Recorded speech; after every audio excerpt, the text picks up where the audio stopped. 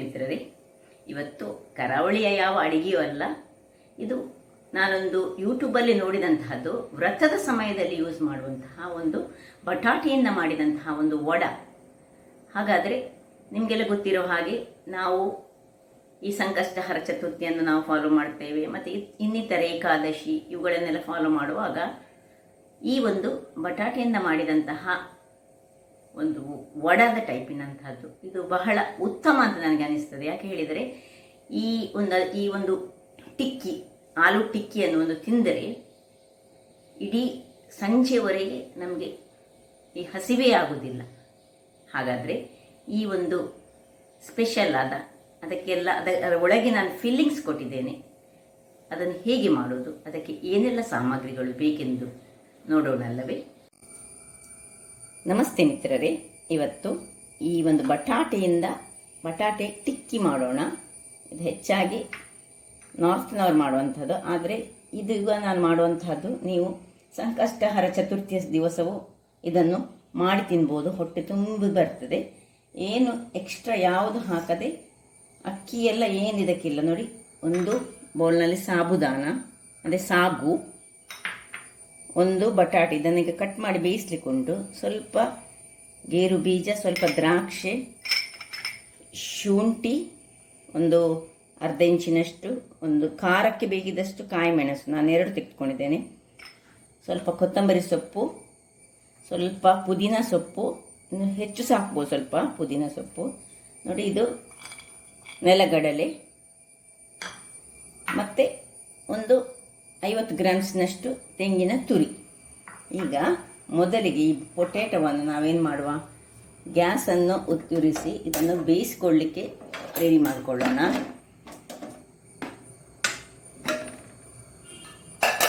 ಇದನ್ನು ಇಷ್ಟು ದೊಡ್ಡದನ್ನು ಹಾಗೆ ಇಡೋದು ಬೇಡ, ನಾವೊಂದು ಕಟ್ ಮಾಡಿಕೊಳ್ಳೋಣ. ಇದನ್ನು ಒಂದು 4 ಅಥವಾ 5 ಕಟ್ ಮಾಡಿಕೊಂಡು ಇದನ್ನು ಬೇಯಿಸಿಕೊಳ್ಳೋಣ. ಹೀಗೆ ಸ್ವಲ್ಪ ನೀರು ಸೇರಿದ್ದೇನೆ ಇದರಲ್ಲಿ.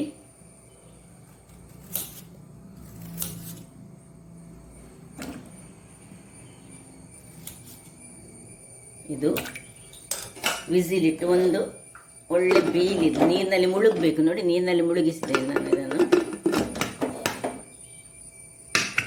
ಈಗ ಇಲ್ಲಿ ನೋಡಿ, ಒಂದು ಗ್ಯಾಸನ್ನು ಉರಿಸಿ ಇನ್ನೆಲ್ಲ ಕಡೆಯನ್ನು ಹುರಿದಿಟ್ಕೊಳ್ಳೋಣ.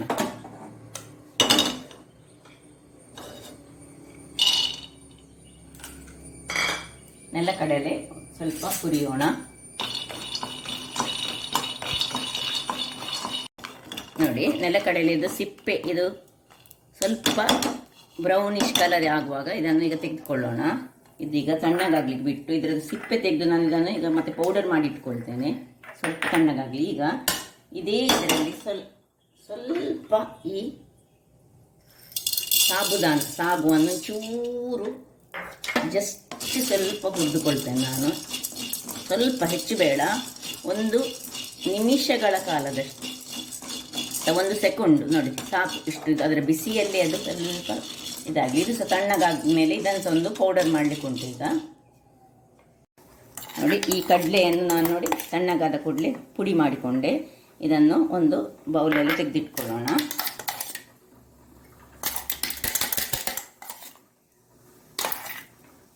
ಈಗ ಇದೇ ಮಿಕ್ಸಿ ಜಾರಲ್ಲಿ ನಾವೇನು ಮಾಡುವ, ಈ ಸ್ವಲ್ಪ ಇದು ಮಾಡಿದಂಥದ್ದನ್ನು ಇದನ್ನು ಸಹ ಪೌಡರ್ ಮಾಡಿ ಇಟ್ಕೊಳ್ಳೋಣ.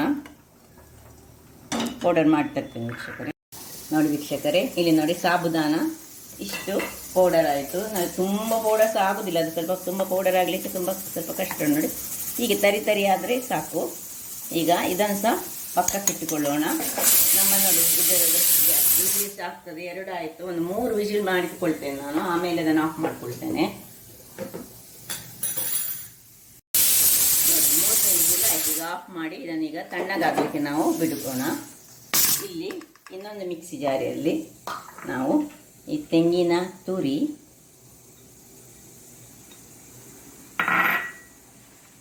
ಕೊತ್ತಂಬರಿ ಸೊಪ್ಪು,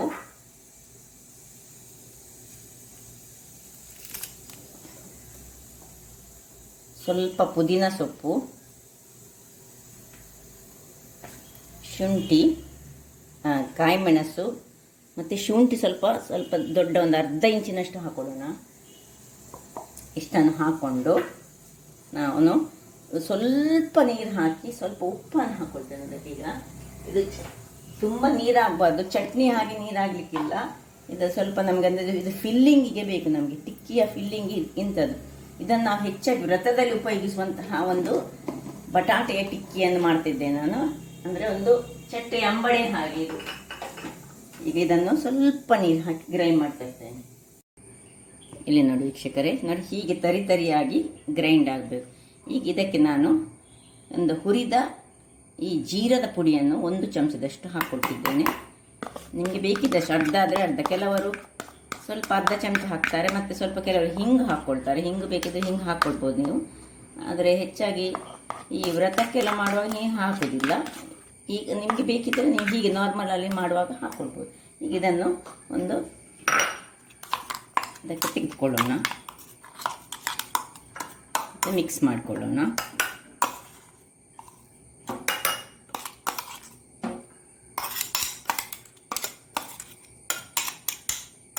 ಇನ್ನು ಇದಕ್ಕೆ ಸ್ವಲ್ಪ ಈ ಗೇರು ಬೀಜವನ್ನು ಕಟ್ ಮಾಡ್ಕೊಂಡು ಹಾಕೊಳ್ಳೋಣ.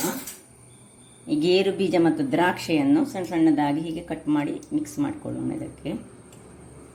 ನೋಡಿ ದ್ರಾಕ್ಷಿ, ಹೀಗಿಂತ ದ್ರಾಕ್ಷಿಯನ್ನು ನಾನು ಹೀಗೆಲ್ಲ ಒಂದಿಷ್ಟು ತೆಗೆದುಕೊಂಡಿದ್ದೇನಲ್ಲ, ಹೀಗೆ ಸಣ್ಣ ಸಣ್ಣದಾಗಿ ಗೇರು ಬೀಜವನ್ನು ಕಟ್ ಮಾಡಿ, ಅದು ಅಂದರೆ ನಡುವಲ್ಲಿ ಈ ಬಟಾಟೆಯ ಟಿಕ್ಕಿಯ ಮಧ್ಯದಲ್ಲಿ ಸಿಗುವಾಗ ನಮಗೆ ಅದು ಬೈಟ್ಸ್ ತುಂಬ ಒಳ್ಳೆಯದಾಗ್ತದೆ.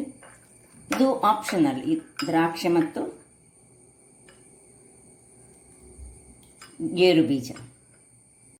ನೋಡಿ ವೀಕ್ಷಕರೇ, ಗೇರು ಬೀಜ ದ್ರಾಕ್ಷಿ ಸೇರಿಸಿ ಆಯಿತು. ಈಗ ಈ ಹುರಿದಿಟ್ಟಂತಹ ಕಡಲೆಯ ಪುಡಿ, ಅಂದರೆ ಫ್ರೈ ಮಾಡಿ ನಾವು ಕಡಲೆಯನ್ನು ಪೌಡರ್ ಮಾಡಿಕೊಂಡಿದ್ದೇವಲ್ಲ, ಅದನ್ನು ಸಹ ಹಾಕೊಳ್ಳೋಣ ಇದಕ್ಕೆ. ಹಾಕ್ಕೊಂಡು ಒಳ್ಳೆ ಮಿಕ್ಸ್ ಕೊಡೋಣ. ಇನ್ನು ಸ್ವಲ್ಪ ಲಿಂಬೆಯ ರಸವನ್ನು ಇದಕ್ಕೆ ಹಿಂಡ್ಕೊಳ್ಳೋಣ. ಎಲ್ಲವನ್ನು ಮಿಕ್ಸ್ ಮಾಡುವ. ಒಂದು ಲಿಂಬೆಯ ಬೀಜ ಬಿತ್ತು, ಬೀಜ ಒಂದು ಬೀಳಬಾರ್ದು, ಬೀಜ ಬೀಳದ ಹಾಗೆ ನೋಡಿಕೊಂಡು ಹಾಕ್ಕೊಳ್ಳಿ.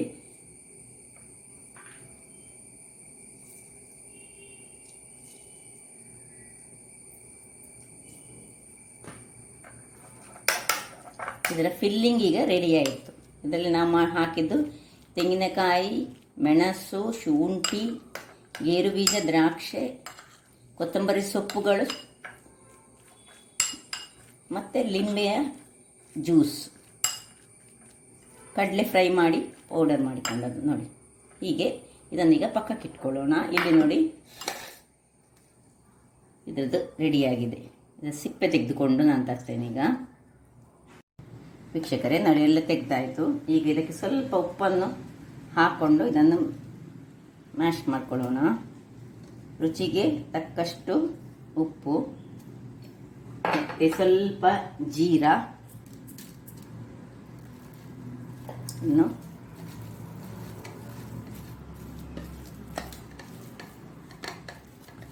ಇದರೊಟ್ಟಿಗೆ ಈಗ ನಾವು ಪೌಡರ್ ಮಾಡಿಕೊಂಡಂತಹ ಸಾಬುದಾನ, ಅಂದರೆ ಸಾಗುಂಟಲ್ಲ, ಅದನ್ನು ಸಹ ಮಿಕ್ಸ್ ಮಾಡಿಕೊಳ್ಳೋಣ.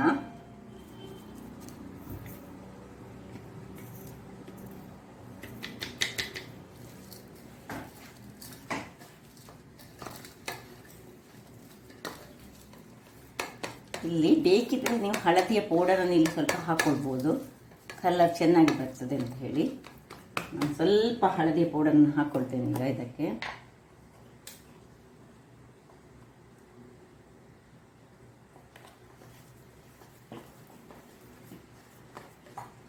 ಇದು ಬಿಸಿ ಬಿಸಿ, ಇನ್ನೂ ಸಹ ಬಿಸಿ ಬಿಸಿಯಾಗಿ ಉಂಟು. ಈಗ ಒಳ್ಳೆಯದನ್ನು ಇದರೊಟ್ಟಿಗೆ ಸೇರುವಾಗ, ಯಾವುದು ಸಾಬುದಾನ ಇದರೊಟ್ಟಿಗೆ ಸೇರ್ತದೆ, ಆಗ ಅದರಲ್ಲಿರುವ ಮಾಯಿಶ್ಚರನ್ನೆಲ್ಲ ಅದು ಎಳೆದುಕೊಳ್ತದೆ.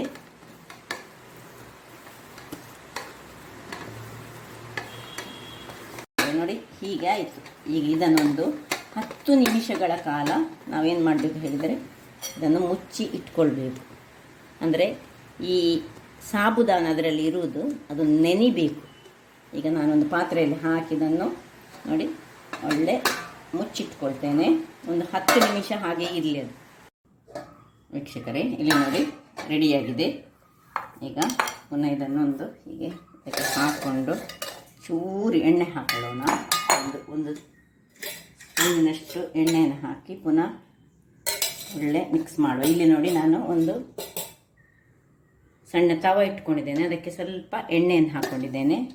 ಈಗ ಶಾಲೋ ಫ್ರೈ ಮಾಡೋದು ನಾವು ಇದನ್ನು.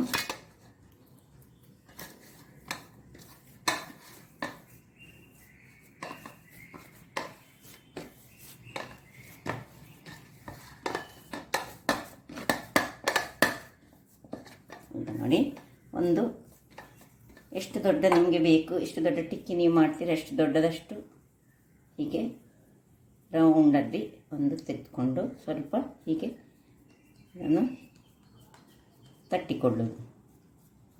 ತಟ್ಟಿಕೊಂಡು ಇಲ್ಲಿ ನಾವು ಮಿಕ್ಸರ್ ಮಾಡಿಟ್ಕೊಂಡಿದ್ದೇವಲ್ಲ, ಇದು ಫಿಲ್ಲಿಂಗನ್ನು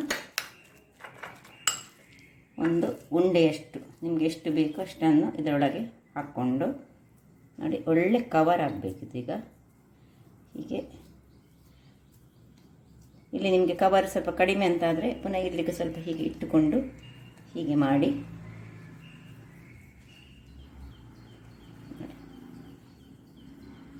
ಇನ್ನು ಈಗ ಅದಕ್ಕೆ ಟಿಕ್ಕಿಯ ಶೇಪನ್ನು ಕೊಟ್ಕೊಡೋಣ. ನೋಡಿ, ಸ್ವಲ್ಪ ಚಟ್ಟೆ ಮಾಡಿಕೊಡೋಣ. ಬಹಳ ರುಚಿಕರ ಸಹ ಮತ್ತು ಆರೋಗ್ಯದಾಯಕ ಸಹ ಹೌದು. ನೋಡಿ ಹೇಗೆ ಬಂತು, ನೋಡಿ ಹೀಗೆ ಆಯಿತು.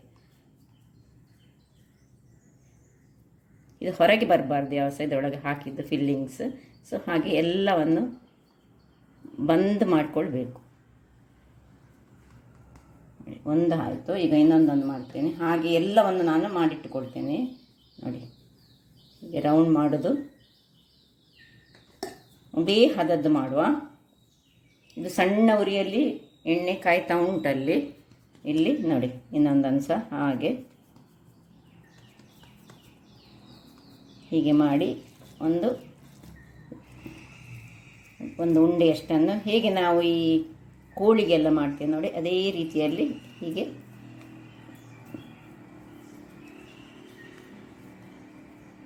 ಹೊರಗೆ ಬರಬಾರ್ದು, ಅಷ್ಟೇ ಇರೋದು ಇದರಲ್ಲಿ. ನೋಡಿ ಹೀಗೆ ಹೀಗೆ ಹೀಗೆ ಮಾಡಿದ ಕೂಡಲೇ ಅದು ಅಲ್ಲಿಗೆ ಲಾಕ್ ಹಾಕ್ಕೊಳ್ತದೆ. ಮತ್ತು ಬೇಕಿದ್ರೆ ಹೀಗೆ ನಿಮಗೆ ಎದುರಲ್ಲಿ ಹೀಗೆ ಬಂದರೆ ಒಂದು ತುಂಡು ಚೂರನ್ನು ಹಾಕ್ಕೊಳ್ಳಿ. ಮತ್ತು ಪುನಃ ಟಿಕ್ಕಿಯ ಶೇಪನ್ನು ಕೊಟ್ಕೊಳ್ಳೋದು. ಎಲ್ಲವನ್ನು ನಾನೀಗ ಮಾಡಿ ನಿಮಗೆ ತೋರಿಸ್ಕೊಡ್ತೇನೆ. ನೋಡಿ ವೀಕ್ಷಕರೇ, ಒಟ್ಟು ನನ್ನದಲ್ಲಿ 5 ಟಿಕ್ಕಿಗಳಾಗಿದೆ. ನೋಡಿ ಹೀಗೆ ಬರಬೇಕಿದ್ರದ್ದು ಇದು, ಅಥವಾ ನೋಡಿ ನೋಡಿ ಹೀಗಿರಬೇಕು. ಈಗ ಇದನ್ನು ಶಾಲೋ ಫ್ರೈ ಮಾಡ್ಕೊಳ್ಳೋಣ. ನೋಡಿ ಇದು ಬಿಸಿಯಾಗಿದೆ, ಎಷ್ಟಾಗ್ತದೆ ಅಷ್ಟು. ಡೀಪ್ ಫ್ರೈ ಸಹ ಮಾಡಿಕೊಳ್ಬೋದು. ನೋಡಿ ಇದರಲ್ಲಿ 2 ಅಥವಾ ನಾವು 3 ಇಟ್ಕೊಳ್ಬೋದು. ಆಗಲಿ ಸ್ವಲ್ಪ ಸಣ್ಣ ಉರಿಯಲ್ಲಿ ನಾವು ಅದನ್ನು ಈಗ ಒಂದು ಕಾಯಿಸೋಣ. ನೋಡಿ ವೀಕ್ಷಕರೇ, ಇಷ್ಟಾಗುವಾಗ ಇದನ್ನು ನಿಧಾನಕ್ಕೆ ನಾವು ಅಡಿಮೇಲೆ ಮಾಡ್ಕೊಳ್ಳೋಣ. ಸ್ವಲ್ಪ ಸ್ಥಳ ಕಡಿಮೆ ಉಂಟಿದ್ದಕ್ಕೆ.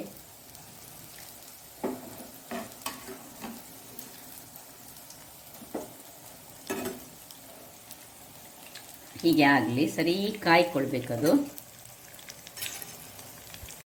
ಇಲ್ಲಿ ನೋಡಿ ಇದು ಆಗ್ತಾ ಇರುವಾಗ ಇಲ್ಲಿ ನಾನು ಇನ್ನೊಂದನ್ನು ಇಲ್ಲಿ ಕಬ್ಬಿಣದ ಕಾವಲಿಯಲ್ಲಿ ಹಾಕೊಂಡಿದ್ದೇನೆ. ನೋಡಿ ಹೀಗೆ ಬಂದಿದೆ. ನೋಡಿ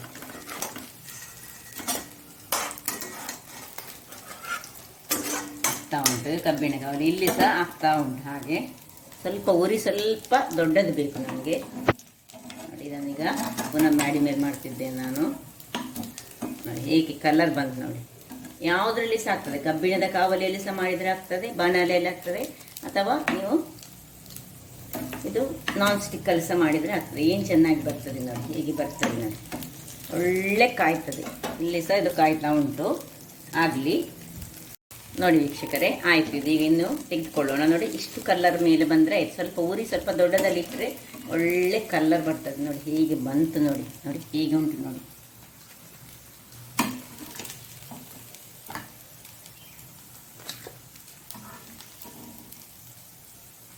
ಇಲ್ಲಿ ನೋಡಿ ಕಬ್ಬಿಣದ ಕಾವಲಿಯಲ್ಲಿ ನಾನು ಮಾಡಿದಂಥ ಸಹ ಇದು ರೆಡಿ ಆಯಿತು. ನೋಡಿ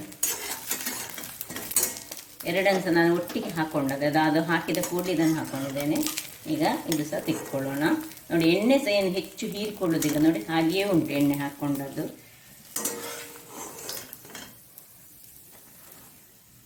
ಸೊ ನೋಡಿದ್ರಲ್ಲ ವೀಕ್ಷಕರೇ, ಇದನ್ನು ನೀವು ಈ ಸಂಕಷ್ಟಹರ ಚತುರ್ಥಿ ಅಥವಾ ಯಾವುದಾದ್ರೂ ವ್ರತ ಇರುವಾಗ ಏನಿದ್ರೆ ಸಹ ಯಾವ ಟೈಮ್ನ ಚಟ್ನಿ ಮಾಡಿ ಸಹ ತಿನ್ಕೊಳ್ಬೋದು, ಅಥವಾ ನೀವು ಜಾಮಲ್ಲಿ ಸಹ ತಿನ್ಬೋದು, ಕೆಚಪ್ಪಲ್ಲಿ ತಿನ್ಬೋದು, ಯಾವುದರಲ್ಲಿ ಸಹ ತಿನ್ಬೋದು. ಹಾಗಾದರೆ ನೋಡಿ ಹೇಗೆ ಚೆನ್ನಾಗಿ ಬಂದಿದೆ, ನೋಡಿ ನೋಡಿ ಹೇಗೆ ಕಾದಿದೆ. ಹಾಗಾದರೆ ನೋಡಿದ್ರಲ್ಲ, ನನ್ನ ಈ ಕುಕಿಂಗ್ ಚಾನಲ್ ನಿಮಗೆ ಇಷ್ಟ ಆದರೆ ಬೋಳೂರು ಸುವರ್ಣ ಚಾನಲನ್ನು ಲೈಕ್ ಮಾಡಿ, ಶೇರ್ ಮಾಡಿ ಹಾಗೂ ಸಬ್ಸ್ಕ್ರೈಬ್ ಮಾಡಿ, ಹಾಗೂ ನನ್ನ ಇನ್ಸ್ಟಾಗ್ರಾಮ್ ಪೇಜನ್ನು ಫಾಲೋ ಮಾಡಿ. ಧನ್ಯವಾದಗಳು.